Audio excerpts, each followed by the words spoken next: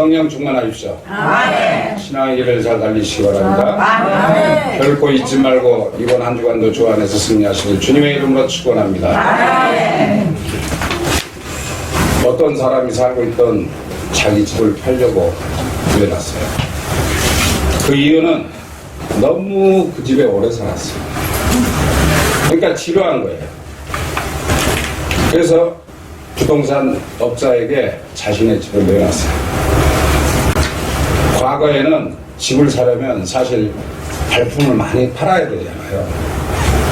이쪽 저쪽 다니고 이쪽 부동산 저쪽 부동산 많은 곳을 쫓아다녀야 자기의 마음에 드는 집을 살 수가 있었어요. 근데 요즘은 인터넷 시대가 되니까 인터넷에서 자기가 사고 싶은 집을 찾을 수가 있는 시대가 됐어요.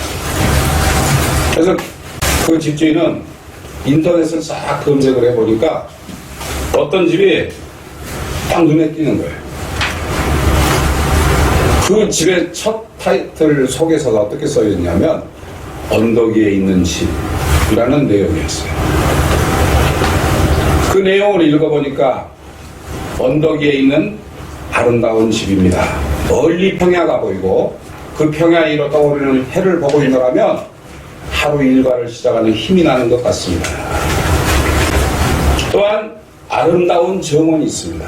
작은 정원이지만 사시사철 갖가지 꽃이 피어납니다. 이 정원을 거니노라면 마치 천국에 온 기분을 느낄 것입니다. 이 방의 구조는 편리하게 되어 있습니다. 부부는 사랑을 나눌 수 있고 자녀들은 행복을 나눌 수 있는 참 좋은 집입니다. 이 집에는 이웃 사람들도 참 좋은 분들입니다. 겁 없이 살 수 없는 분들이 모여있는 그런 동네이기도 합니다.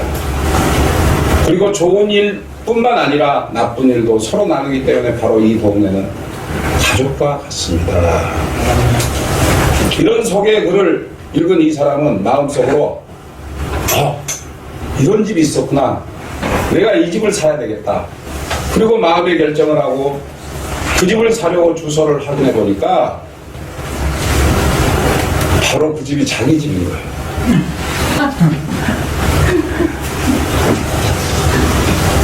부동산 중개업자가 자기의 집을 팔려고 아름다운 글귀로 표현을 해놨거든요.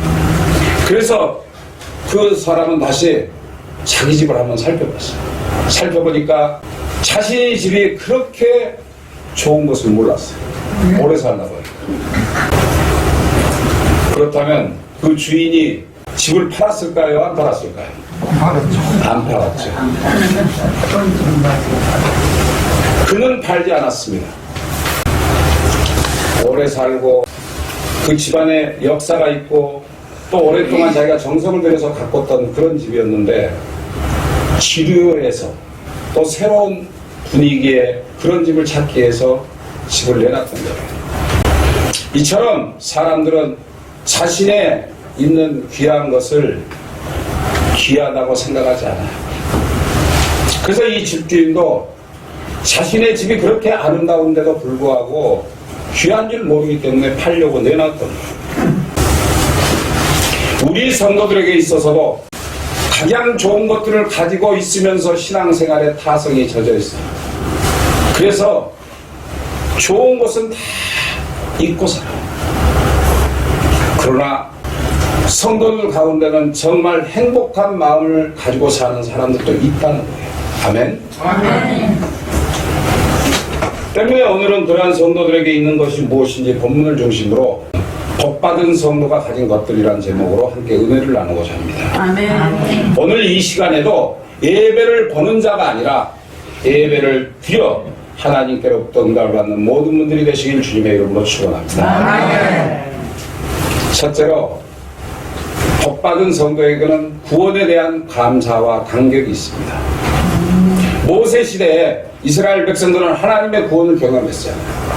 이스라엘 백성들은 430년 동안 애굽에서 지냈어요.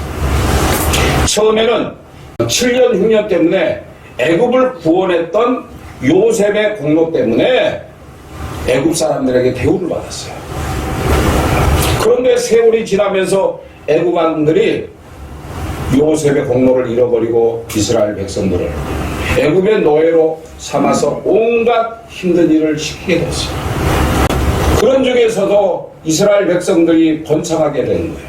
핍박과 고난을 받으면서도 그들이 자꾸 인구가 늘어나고 점차 그들이 세력이 커져가니까 이들이 반역할까 봐서 애굽 왕이 남자아이들을 다 죽이라고 명령을 내려요.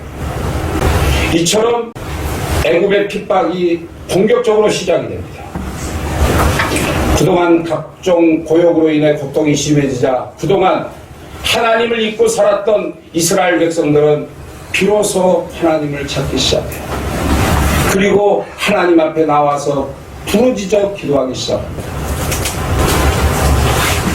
그러자 하나님께서는 그들의 기도를 들으시고 그들의 울부짖음을 들으시고 모세를 보내셔서 이스라엘 백성들을 애굽의 왕 바로의 앞자리에서 구원해 주셨다는 사실이에요. 아멘. 아멘. 하나님께서는 이스라엘 백성들을 구원하실 때 모세를 통해 특이한 명령을 내리셨습니다. 즉 어린 양을 잡아 그 피를 문설주에 바르고 그 고기를 먹게 했어요. 애굽 땅에 있는 모든 가정이 상자를 칠 때 죽음의 천사가 피를 바른 그 가정은 재앙을 주지 않았기 때문입니다. 그래서 이스라엘 백성들이 어떻게 했어요? 어린 양을 잡아서 피를 뽑아 문설주에 바르고 그 고기를 먹었어요. 하나님 말씀에 순종한 거예요. 이것이 바로 6월절의 유래가 된 것입니다. 여기서 우리가 알아야 될 것은 이 대목에서 어린 양의 희생은 세상의 죄를 지고 가는 십자가를 지신 예수 그리스도의 대속의 죽음을 보여주는 것이에요. 이스라엘 백성들의 구원은 그들의 공로 때문이 아니었어요. 하나님께서 제시하신 구원의 방법을 받아들임으로써 가능했다는 사실이에요. 마찬가지로 저와 여러분들 역시 하나님께서 제시하신 구원의 방법을 받아들여야 우리가 하나님으로부터 축복을 받을 수 있다는 사실. 믿으십니까? 아멘. 하나님께서는 독생자 예수 그리스도를 이 땅에 보내셔서 인류의 죄를 대신시게 하시고 십자가에서 대속의 죽음을 당하게 하셨다는 사실입니다. 그리고 예수 그리스도의 공로를 믿기만 하면 구원을 얻을 수 있게 하셨다는 사실이에요. 아멘? 아멘. 이 말씀의 증거가 에베소서 2장 8절에 기록되어 있습니다. 너희는 그 은혜에 의하여 믿음으로 말미암아 구원을 받았으니 이것은 너희에게서 난 것이 아니요 하나님의 선물이라. 할렐루야. 그러니까 여러분들이 내가 받고자 해서 받은 게 아니라는 거예요. 하나님께서 강권적으로 여러분들을 선택하여 구원을 받게 하셨다는 사실에 감사하시기 바랍니다. 아멘. 사도 바울은 주님의 십자가의 사랑을 깨닫고 오직 그리스도의 십자가만 자랑하면서 십자가를 통한 구원의 부활과 복음을 전하는 일에 그의 삶 전체를 드렸습니다. 아멘. 사도 바울이 어떤 사람이었어요? 그는 예수를 믿는 사람들을 핍박하고 죽이고 팔아먹던 사람이었어요. 바리새인이었어요. 그러나 그는 다메섹 도상에서 예수님을 만나는 순간 그는 변하여 구원받는 자가 되었어요. 그리고 하나님께서 주신 말씀에 순종하여 전 세계 복음의 기틀을 마련했던 그러한 귀한 자로 거듭났다는 사실입니다. 아멘. 때문에 저와 여러분들도 구원의 확신을 가지고 이 소망 가운데 살아가면 그 어떠한 시련 중에도 감사할 수 있음을 믿으시기 바랍니다. 아멘. 어떤 집사님이 대장암 판정을 받고 서울의 큰 병원에 입원을 했어요. 그런데 그 입원한 병실에 권사님 한 분이 자기와 똑같은 병을 앓고 입원해 있는 거예요. 그래서 두 사람 다 똑같은 날 수술을 받았어요. 그런데 그 젊은 집사는 수술이 끝난 이후에 불평불만을 한 거예요. 내가 얼마나 하나님을 잘 믿었는데, 내가 얼마나 하나님께 순종했는데, 얼마나 많은 물질을 보냈는데 왜 나에게 이런 시련을 주십니까? 그리고 불평불만하다. 그러자 옆에 있던 권사님이, 집사님, 저도 집사님하고 똑같은 입장입니다. 그러나 집사님 생각해 보세요. 만약에 우리가 거리를 가다가 갑자기 교통사고가 나서 갑자기 죽으면 어떡할 뻔했습니까? 그래도 다행히 하나님께서 집사님과 나를 사랑해서 이 암이라는 병을 통해서 하나님을 만날 수 있는 기회를 주셨잖아요. 아멘. 그러니까 우리가 오히려 하나님께 감사해야 됩니다. 아멘. 그리고 만일 우리가 여기서 죽는다고 할지라도 하나님 나라에 갈 준비된 마음을 가질 수 있는 시간이 있어서 얼마나 감사합니까? 아멘. 이렇게 말했다고 합니다. 이후부터 그 집사님과 권사님은 한 방에서 서로 하나님의 영광에 대해서 이야기를 하고 구원에 대해서 이야기하고 천국 지옥을 이야기하면서 아주 즐거운 마음으로 지내다가 암 안치 방정을 받고 10년이 지난 지금까지도 아주 건강하게 살고 있다고 하는 말씀입니다. 아멘. 이처럼 저와 여러분들도 앞으로의 삶 속에서 어떤 어려운 일을 당할지라도 구원의 감사와 감격을 가지고 살아가는 모든 분들이 되시길 주님의 이름으로 축원합니다. 아멘. 둘째로 진실한 성도에게는 하나님의 도우심에 대한 확신이 있습니다. 오늘 본문인 26절에 그가 너를 도우시려고 하였으며 27절에는 그가 영원하실 팔이 내 아래 있도다. 아멘. 또 29절에는 그는 너를 돕는 방패시오. 할렐루야. 아멘. 우리가 고난과 고통에 처해 있을 때 우리를 지켜주시는 하나님이 우리 함께 계신다. 아멘. 그리고 악한 사탄 마귀가 우리를 공격할 때 하나님께서 우리의 방패가 되어 주시겠다는 말씀이에요. 아멘. 아멘. 이처럼 하나님께서 저와 여러분들을 막아주시는 방패 역할을 하시고 우리의 보호자가 되신다는 말씀이에요. 아멘. 하나님께서는 애굽에서 나온 이스라엘 백성들의 보호자가 되어 주셨습니다. 아멘. 애굽에 그 쫓아오는 군사들과 홍해 앞바다가 펼쳐졌어요. 앞으로 가자니 그 홍해로 다 빠져서 죽을 수밖에 없는 처죠. 뒤로 돌아서자니 애굽의 군사들에게 몰살을 당할 그럴 입장이었어요. 그럴 때 하나님께서 어떻게 했어요? 모세의 손을 들게 하셔서 바다를 가르셨음을 믿으시기 바랍니다. 아멘. 낮에는 구름 기둥, 밤에는 불 기둥으로 보호해 주셨고 아멜렉이라는 강력한 적의 공격으로부터 보호자가 되어 주신 분이 바로 하나님이심을 믿으시기 바랍니다. 아멘. 또한 그들은 광야에서 농사도 짓지 않고 길쌈도 하지 않아서도 먹을 것과 입을 것을 주셨음을 여러분들 깨닫기 바랍니다. 아멘. 지금 여러분들이 지금까지 산 것이 나의 능력이고 내가 할 수 있어서가 아니라 하나님께서 지금까지 지켜주시고 보호해주시고 먹고 입었음을 고백하시기 바랍니다. 아멘. 사랑하는 성도 여러분, 여러분들은 우리의 힘이시며 방패이십니다. 하나님은 우리의 놀라운 보호자이셔요. 그리고 이로자셔요. 그리고 공급해 주시는 분이세요. 아멘. 아멘. 그래서 저와 여러분들 어떻게 살아야 돼요? 하나님 보호하심에 따라서 그 말씀에 순종하며 행복한 삶을 살아야 할 줄로 믿습니다. 아멘. 세상에서 무엇을 바라고 사는 거예요? 아멘. 돈이 필요해요? 좋은 집이 필요해요? 좋은 차가 필요해요? 필요 없다. 우리에게는 전지전능하신 하나님, 이로자이신 하나님, 보호하시는 하나님, 공급해 주시는 하나님이 오늘도 이 자리에 계신다는 사실을 믿으시기 바랍니다. 아멘.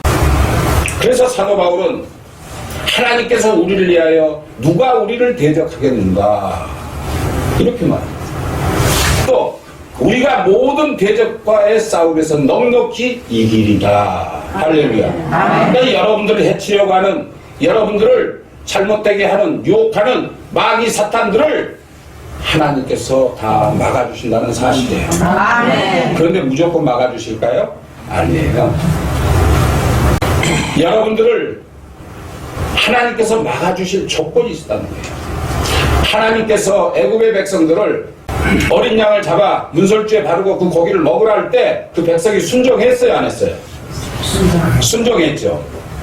그렇다면 여러분들이 지금 하나님 말씀에 순종하며 하나님 말씀대로 살아야 돼요? 그냥 그럭저럭 형식적으로 살아야 돼요? 말씀대로 순종하고 살아야 돼요. 아멘.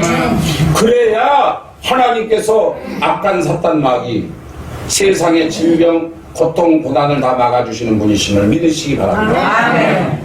주님께서는 저와 여러분들의 공급자가 되시기 때문에 빌립보서 4장 13절에 내가 능력 주시는 자 안에서 내가 모든 것을 할 수 있느니라. 할렐루야. 아멘. 여러분들에게 능력이 가면 예수 그리스도 이름으로 명하는 이 악한 사탄들 물러갈지어다. 이 병마야 물러갈지어다. 나에게 고난과 공포들이 다 물러갈지어다. 나에게 항상 기쁨만 있을지어다. 이런 능력을 주신다는 말씀이에요. 믿으십니까? 미국 샌프란시스코에 가면 금문교라는 다리가 있습니다. 샌프란시스코 해협에서 태평양을 가로지르는 다리인데요. 이 다리를 건설할 때 수많은 사람들이 죽었어요. 떨어져서. 그래서 그 문제를 해결하기 위해서 다리 밑에다가 그물을 쳤어요. 그 그물을 쳐놓고 나니까 희한하게도 사고가 한 번도 안 나는 거예요. 왜 그런 줄 아세요? 남자분들은 뭐 어르신들은 우리는 나이가 많으시니까 잘 모르시겠지만 제가 군대 갔을 때는 그 유교훈련이라는 것을 받잖아요. 그러면 외주를 타요. 외주를 타는데 우리가 훈련을 받을 때는 밑에가 그물이 없었어요. 떨어지면 죽어요. 그럼 이 산에서 저 산으로 건너가는 거예요. 밧줄 하나에 매달려서. 근데 그 공포감은 말로 할 수 없어요. 그러니까 엎드려서 그 밧줄을 타고 기어가는데 손을 넣고 싶은 심정이에요. 정신이 혼미해져요. 그래도 악착같이 이를 악물고 그 줄을 타고 건너편까지 가는 거예요. 그런데 종종 사고가 일어나요. 두려움에 그 줄을 놔서 떨어져요. 그럼 죽어요. 하강을 하는데 한 15m를 하강을 해요. 내가 그것도 간증 중에 하나입니다. 하강 대기를 하고 있는데 앞에서 한 사람씩 하강하고 밑으로 절벽을 때려서 내려갑니다. 툭툭 뛰면서 내려가는데 계속 사람들이 내려가는 거예요. 내 앞에 3명 정도가 내려가기 시작했어요. 그런데 내 바로 앞에 그 사람들이 내려가는 중에 밧줄이 끊어져 버려요. 하도 사람들이 많이 타다 보니까 밧줄이 바위에서 달아가지고 떨어진 거예요. 머리가 다 깨져 죽었어요. 그 다음부터 이제 내 차례가, 그 앞 사람하고 내 차례가 됐는데 다리가 떨려서 내려갈 수가 있어요.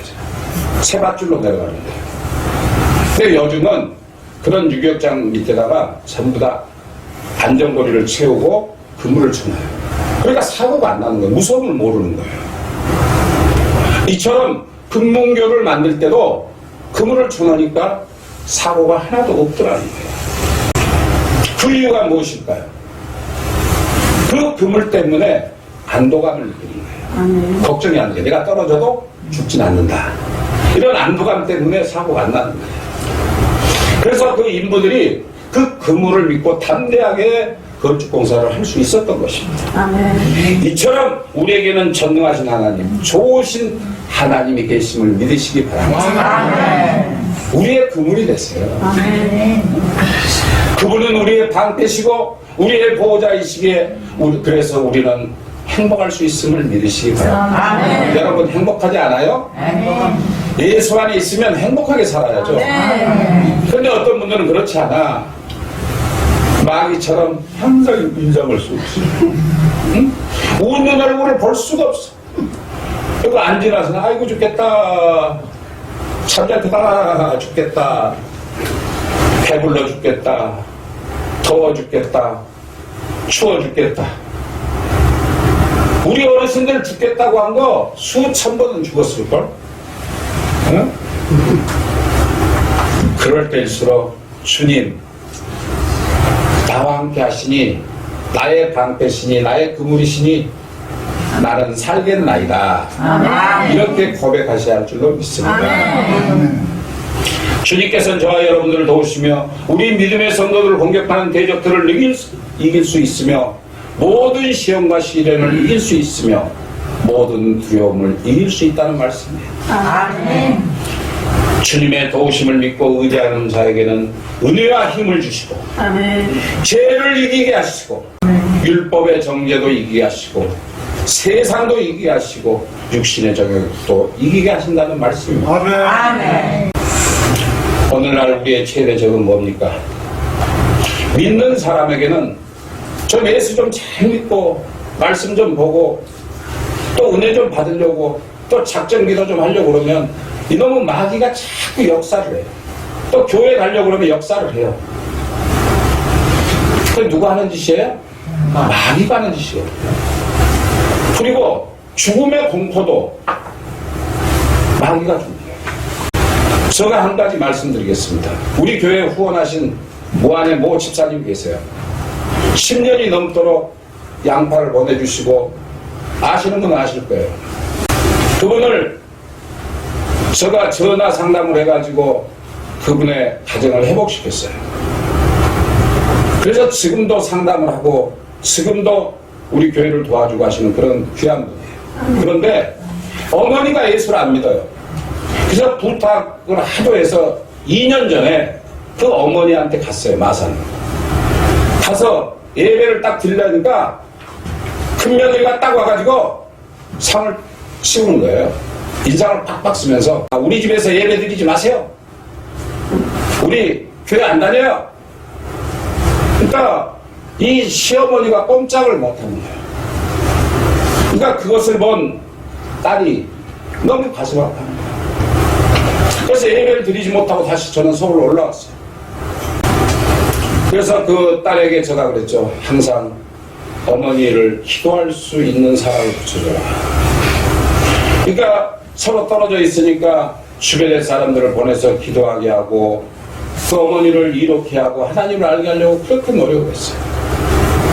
그런데 얼마 전에 돌아가셨어요. 며칠 전에. 돌아가셨는데 연락이 왔어요. 김 목사님한테. 그래서 내가 전화를 하니까 그날 새벽에 돌아가셨다는 거예요. 그래서 임종을 봤냐? 임종을 아무도 못 갔다는 거예요. 그래서 내가 시체 모습이 어떻느냐 그랬더니 목사님 뭘 알고 그렇게 물어보시는 거예요? 그래서 그러니까 그대로 얘기하세요 그랬더니 시체가요 완전히 비틀어져 가지고 다리까지 꼬아져 가지고 비비 꼬아서 딱딱하게 굳어 가지고 관에다 넣는데 다 부러뜨렸다. 자, 이분이 구원을 받았을까요? 구원을 받지 못했을까요? 구원을 받지 못했어요. 그렇다면 구원을 받지 못하면 어디 가요? 지옥밖에 더 가요. 그래서 내가 그 딸에게 그랬어요. 기도해주면서 집사님은 할 도리 다 했습니다.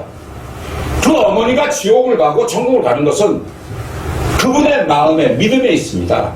그러니까 여러분도 마찬가지예요. 여러분들 심령 속에 예수 그리스도가 없으면 예수 그리스도로 인한 그 구원의 바늘에 서 있지 못하면 죽을 때 그렇게 죽어요. 그런 사람은 어떻게 죽는다고 내가 얘기하죠? 그러면서 목사님 우리 어머니 천국 갔을까요? 그래서 제가 대뜸 그랬어요. 아니요 지옥 갔습니다. 집사님은 할 도리 다 했으니까 갈 사람은 가는 겁니다. 언젠가는 우리도 가야 됩니다. 그러니까 지옥에 갈 사람이 있는 반면에 천국에 가는 사람도 있습니다. 슬퍼하지 마십시오. 그래서 믿으세요? 아멘. 여러분, 그래서 제가 죽을 때 잘 죽으라는 거예요. 첫 서두에 제가 애야를 얘기했잖아요. 암이 걸려서 왜 자기에게 시련을 주냐고 불평불만했던 그 집사가 있는 반면에 같은 병을 앓았던 그 권사님은 우리가 만약에 준비되지 않은 상태에서 교통사가 나서 갑자기 죽었다면 회개할 기회도 없이 죽었을 거 아니냐. 그러니 이 병을 주신 하나님께 얼마나 감사냐, 이렇게 얘기를 해야 되는 거예요. 그렇기 때문에 여러분들 심령 속에 뭐가 있어야 돼요? 항상 감사하는 마음을 가져야 돼요. 아멘. 그리고 지금 오늘날 코로나가 창궐하고 있어요. 지금 전 세계적으로 미국 같은 경우는 완전히 전쟁 나기 직전이에요. 독일에서는 한국 사람을, 여자들을 막 괴롭히고 재팬 코로나라고 그런데 한국 사람인지 모르고 같이 동양인이니까 중국인이나 한국인이나 비슷하게 생겼잖아요. 이렇게 인종차별이 있어요. 그래서 여러분들 코로나가 오고 아무리 이 세상이 뒤숭숭할지라도 여러분들 정말 건강히 내 몸 잘 지키면서 하나님께 감사하는 삶을 살기 바랍니다. 이 세상이 무너진다고 할지라도 믿음만 가지면 빠져나갈 길이 있어요. 하나님께서 우리의 보호자 되시고 방패시기 때문입니다. 한국교육방송 동사 경영본부장을 지낸 이덕선 장로님의 이야기입니다. 이분이 평사원에서 이사가 되기까지의 그가 간증한 책을 냈어요. 그는 가난한 집안에서 자랐습니다. 중학교 1학년 때 아버지 어머니가 모두 세상을 떠났어요. 그러니까 7남매 가장이 된 거예요. 중학교 1학년짜리가. 그래서 그런 동생들을 돌보기 위해서 막노동을 하고 안 해본 일이 없이 급사 생활도 하고 정말 이 세상에서 그 어린 나이에 해볼 것을 다 해서 신문팔이도 하면서, 그러나 그는 그 어려운 환경 속에서도 결코 낙심하지 않냐고 새벽이면 교회를 향했습니다. 그 어린 아이가 매일매일 새벽 기도를 드렸어요. 그리고 하나님께 간절히 간구했어요. 그리고 세월이 지나서 한국방송학교를 거쳐서 석사과정, 박사과정을 모두 마칠 때 그의 나이가 55세였어요. 그는 얼마나 고단한 길을 걸어왔겠어요. 생각해보세요. 부모도 없죠. 6명의 동생이 있죠. 그들을 다 돌보고 자기도 공부하려니까 얼마나 힘들었겠어요. 그러나 그는 이렇게 고백합니다. 하나님께서 자신을 도와주셨다. 저에게는 도와줄 만한 사람이 없었습니다.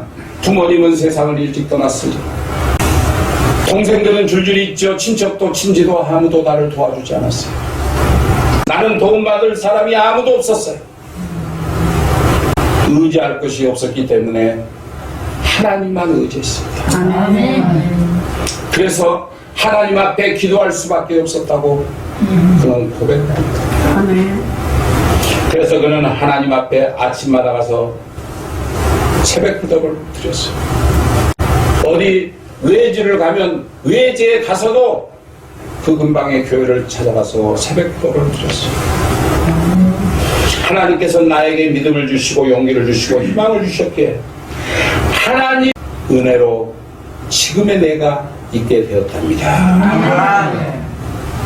이처럼 하나님께서는 여러분들이 나이가 많아도 가진 것이 없고 능력이 없고 힘이 없고 병들어 있다고 할지라도 늘 우리와 함께 하시는 분이심을 믿으시기 바랍니다. 그러니까 우리는 예수 안에서 행복자라는 사실을 믿으시기 바랍니다. 이 세상 사람들이 가지지 못한 예수 안의 축복을 우리가 갖고 있잖아요. 이거 이상 더 큰 게 뭐 있어요? 이 세상에서 부귀영화 누리며 모든 것을 이루고 산다고 할지라도 이 육신의 삶은 잠시 지나간 나그네 인생이라고 전주에 제가 말씀드렸죠. 우리의 고향은 어디예요? 하늘나라에 있다는 말씀입니다. 그래서 우리는 행복한 사람. 옆 사람들 봅니다. 우리는 행복한 사람입니다. 할렐루야. 시편 118편 8절로 9절에 여호와께 피하는 것이 사람을 신뢰하는 것보다 나으며, 그러니까 하나님을 의지하는 것이 사람을 의지하는 것보다 낫다 이 말이에요. 여호와를 피하는 것보다 고관들을 신뢰하는 것보다 낫도다. 그러니까 이 세상에서 아무리 잘 나가고 잘 산 사람들한테 의지할 필요가 없다는 거예요. 하나님을 의지하는 자가 축복을 받는 겁니다. 그러므로 저와 여러분들은 주님만을 의지하여 이 육신의 삶 속에서 승리하시기를 축원합니다. 셋째로, 의로운 성도에게는 성령 충만함과 사랑이 있습니다. 의로운 믿음으로 성령 충만하면 이 육신의 땅에서 하나님의 나라를 경험하기 때문에 행복해진다는 사실이에요. 예수 안에 있어봐요. 얼마나 행복하고 기쁜지 몰라요. 윤 목사가 또 우리 교회를 같이 협력하시는 목회자들이 행복한 마음이 없으면 이런 곳에서 여러분들 섬길 이유가 없어요. 하나님 안에 행복하고 하나님께서 함께해 주시기 때문에 여러분들과 함께하는 거예요. 그래서 우리는 이 육신의 땅에서 하나님과 함께하니 행복하다. 이런 믿음으로 살아야 합니다. 로마서 14장 17절에 하나님의 나라는 먹는 것과 마시는 것이 아니요 오직 성령 안에 있는 의와 평강과 희락이라. 할렐루야. 하나님 안에 있으니까 좋은 일만 있다는 거예요. 믿으세요? 이 세상은요 염려와 근심 투성이에요. 그러나 내 심령 속에 성령이 충만하면 모든 근심, 염려, 두려움이 물러가고 감사와 기쁨과 평강과 담대한 마음이 생기게 됨을 믿으시기 바랍니다. 많은 사람들이 교회에서 은혜 받았습니다. 우리 교회에서는 그런 분 없어요. 예배 끝나고 나면 은혜 받았습니다 소리 한 사람도 안 해요. 은혜를 한 사람도 못 받게 한 내 잘못이죠. 그 말은 성령을 경험했다는 것과는 다른 표현이에요. 우리가 찬송을 부르다가 은혜를 받고, 말씀을 읽고 묵상하다가 은혜를 받고, 기도하다가 은혜를 받고, 설교 듣다가도 은혜를 받아야 돼요. 아멘. 그래서 아무리 어려운 일이 있어도 은혜를 받으면 내 마음이 행복해져요. 내 마음이 행복해지면 어떤 일이 일어나는 줄 아세요? 희한하게도 내가 그렇게 해결하려고 했던 일들이 다 해결이 돼요. 여러 가지 문제점들이 다 풀려요. 내가 병들었던 것 때문에 근심 걱정했던 것도 다 해결하는 거다. 이것이 하나님 안에 있는 사람들의 모습이에요. 그래서 은혜가 충만하면 이 현실이 아무리 괴로운 상황에 처해 있다고 할지라도 이상하게 내 마음에 감사와 평안과 기쁨이 넘친다는 사실이에요. 하지만 그 반대로 성도에게 은혜가 떨어지면 근심과 염려, 그 마음을 주장하게 되어 괴로움 속에 살게 된다는 사실이에요. 쓸데없는 걱정, 비가 온다고 걱정, 눈이 온다고 걱정, 다리가 아프다고 걱정, 아프다고 걱정, 먹을 것이 없다고 걱정, 입을 옷이 없다고 걱정 속에 살아요. 근데 그 걱정에 98%는 이루어지지 않는 걱정이에요. 그런데 괜히 사람들은 그 걱정이라는 마귀에게 사로잡혀서 그들에게 끌려가는 거예요. 그래서 그런 사람들 얼굴을 보면 항상 우중충해가지고 다 죽어가는 상이에요. 그러나 성령 충만한 사람들은 그 마음속에 사랑의 마음을 줘요. 그래서 사랑하는 마음을 갖게 되면 성령의 열매 가운데 제일 먼저 뭐라고 그랬어요? 사랑이라고 그랬죠. 그래서 사랑하면 사랑의 열매를 맺게 돼요. 그래서 사랑하는 사람은 모든 사람과 행복하게 지내요. 사랑할 줄 모르니까 손가락질하고 비방하고 수군거리고 남을 질책합니다. 이 세상에서 모든 것을 다 갖추고 모든 것을 누린다고 할지라도 그 믿음 안에 진실한 사랑이 없으면 불행한 삶을 살아가는 그런 삶을 사는 사람이라는 사실을 기억하시기 바랍니다. 가진 것 없어도 사랑이 충만하면 행복한 마음을 가지게 됩니다. 사랑에는 기쁨이 있고 감사가 있고 치유하는 능력이 있음을 믿으시기 바랍니다. 할렐루야. 미국에서 실제로 있었던 이야기예요. 어느 병원에서 한 산모가 쌍둥이를 조산을 했어요. 미리 낳게 됐어요. 그래서 인큐베이터에 따로따로 이렇게 넣어놨어요. 그런데 그 쌍둥이 중에 동생 한 명이 숨을 고르게 쉬지 못하면서 심장이 좋지 않습니다. 그래서 의사가 볼 때는 도저히 살아날 기미가 없어요. 그러니까 의사가 고민에 빠졌어요. 그런데 그 옆에 있던 간호사가 이렇게 말합니다. 선생님, 이왕이면 이 아이는 며칠 후면 죽을 것 같은데 한 뱃속에서 나왔으니까 형제니까 한 인큐베이터에다 한번 넣어놔보죠. 그리고 넣어놨어요. 그 주 정부 법과 병원 법으로는 그렇게 할 수가 없대요. 그런데 의사가 한 아이가 너무 불쌍하니까 또 간호사가 그렇게 얘기하니까 한 인큐베이터에다 두 아이를 넣은 거예요. 넣어놨더니 귀족 같은 일이 벌어졌어요. 그 형이 그 아픈 동생을 팔로 반뜨라는 거예요. 아니 완전한 사람이 되지 않고 덜 성숙된 그런 아이가. 그리고 하루가 지나자 이 둘째 아이가 점점 좋아지는 것입니다. 그리고 며칠 후에 놀라운 일이 일어납니다. 그 쌍둥이 동생이 기적같이 모든 병이 다 치료돼요. 아무것도 모르는 조산하였지만 형의 그 동생을 사랑하는 그 마음으로 자기도 모르게 손을 이렇게 동생을 허용해 줄 때 놀라운 치유력이 발생했다는 사실. 그리고 그 아이 쌍둥이들은 며칠 후에 건강을 회복하여 병원에서 태어나서 지금까지 잘 살고 있다. 사랑이라는 것은 이렇게 깊고 오묘해요. 근데 그 사랑이 어디서 나와요? 하나님으로부터 와요. 우리는 하나님께로부터 사랑을 받았으면 우리는 그 받은 사랑을 또 다른 이웃에게 베풀어야 돼요. 이것이 바로 사랑의 출력이며 사랑을 하고 사랑을 받으면 마음도 몸도 행복하고 건강해지심을 믿으시기 바랍니다. 성령 충만한 은혜로 여러분 모두에게 진실한 사랑이 넘치시기 바랍니다. 그리고 여러분들 가정을 사랑하시기 바랍니다. 여러분들 교회 생활도 사랑하시기 바랍니다. 그리고 서로 사랑하시기 바랍니다. 서로 마주보고 사랑합니다 한번 하세요.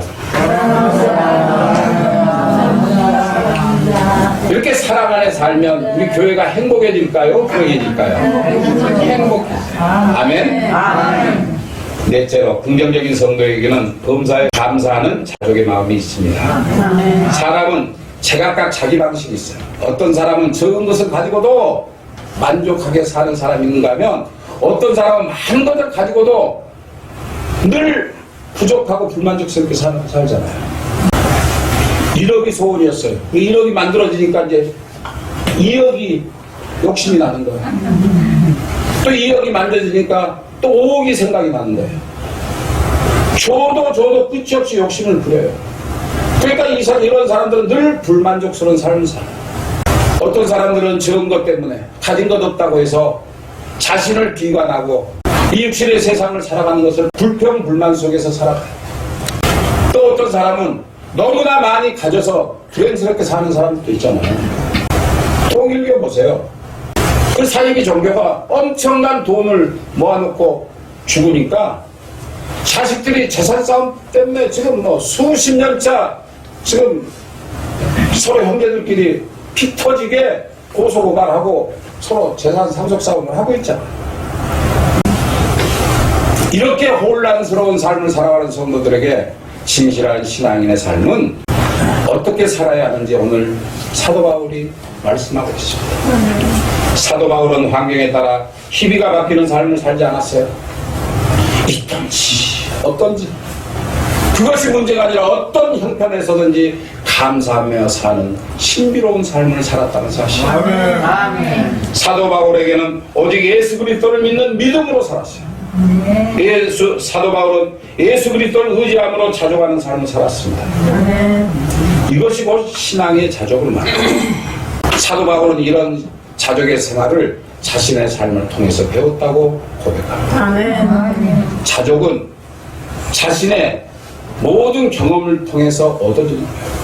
그러니까 여러분들이 세상을 살아보고 또 믿음 안에서 살아보면 내가 진실로 믿음 안에 살아서 성령 안에서 충만하면 하나님을 만나기만 하면 여러분들이 삶이 어떻게 변하는지 여러분들 체험할 수가 있어요.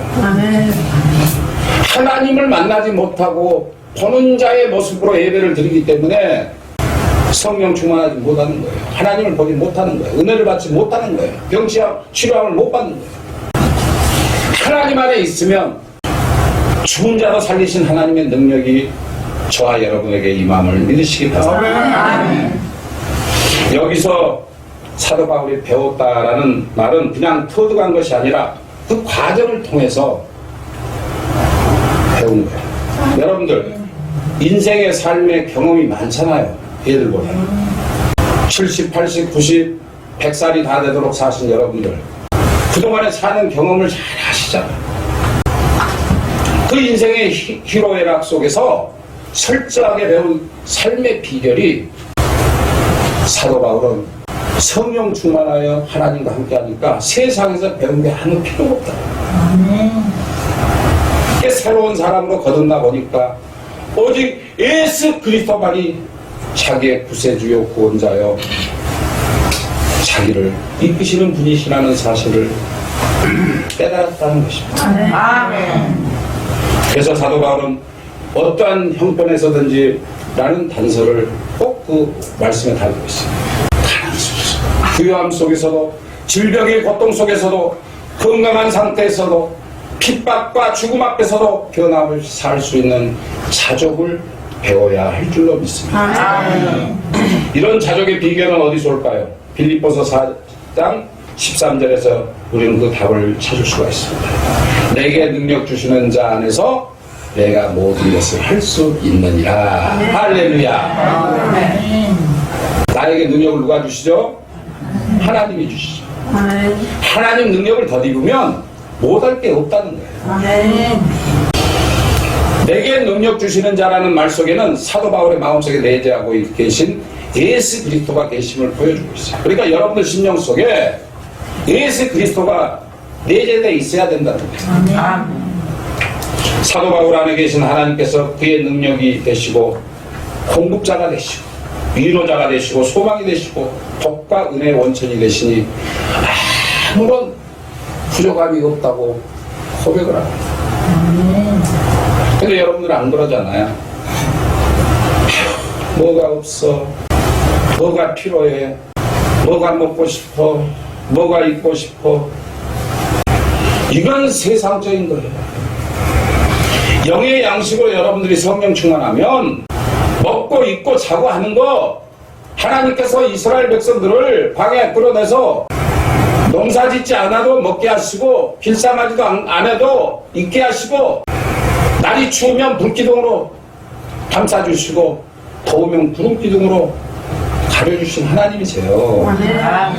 그런 하나님을 내 심령 속에 품으면 여러분들은 행복한 자가 된다는 거예요. 이 세상의 모든 것을 가진 자가 된다는 말씀이에요. 그러므로 이러한 사도 바울의 고백이 저와 여러분들 모두의 고백이 되어서 이 세상의 모든 것을 가질 수 있는 그러한 분들이 되시길 주님의 이름으로 축원합니다.